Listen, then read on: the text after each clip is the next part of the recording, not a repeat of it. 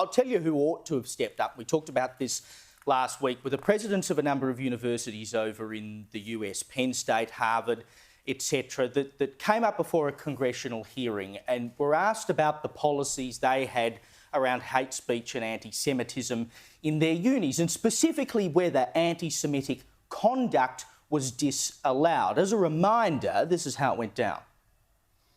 At MIT, does calling for the genocide of Jews violate MIT's code of conduct or rules regarding bullying and harassment? Yes or no?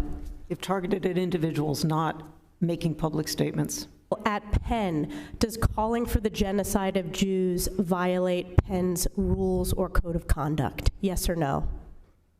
If the speech turns into conduct, it can be harassment, yes. At Harvard, does calling for the genocide of Jews violate Harvard's rules of bullying and harassment? Yes or no? It can be, depending on the context.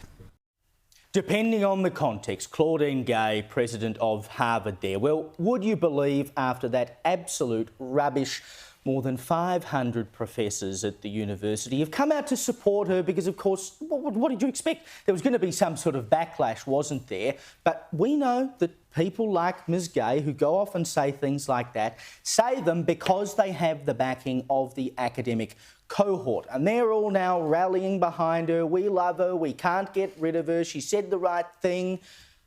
We know she didn't say the right thing, but it is endemic of the fact that you can't clean this stuff up, because it's not just the leaders going out on a whim and saying this stuff.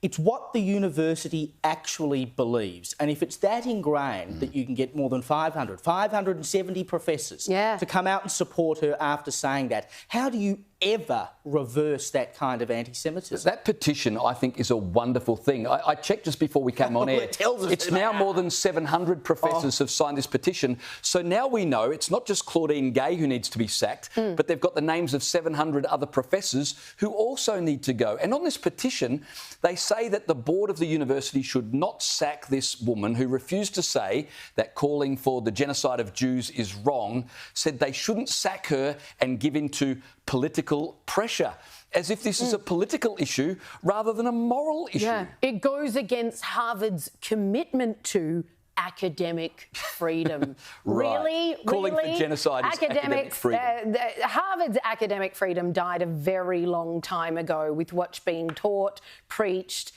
there. And there's so many testimonials about that, no matter whether it's LGBTIQ stuff, the Reich Marxism, etc. and so on. That died a long time ago. And all the old alumni are turning in their graves, I have no doubt. And the old alumni who are still well and alive are absolutely kicking up a fuss about this. But obviously this follows Penn State's president, who duly resigned after giving, well, we can't call it heartfelt, but she did apologise and nobody cared, so she had to go anyway. So obviously the axes are rightly out for Harvard's and MIT's. But the fact that that many staff are gathering around her, trying to ensure longevity in this position, the sooner people realise that it is not despite these kinds of views that these kinds of people get these kinds of positions. It is because of these kinds of views that they find themselves in these positions of power. We've played the clips before of what is actually going on these campuses. It's frightening to see hundreds of students marching through these campuses, chanting from the river to the sea. And for all three presidents to say, nah, not a problem, doesn't break our code of conduct whatsoever.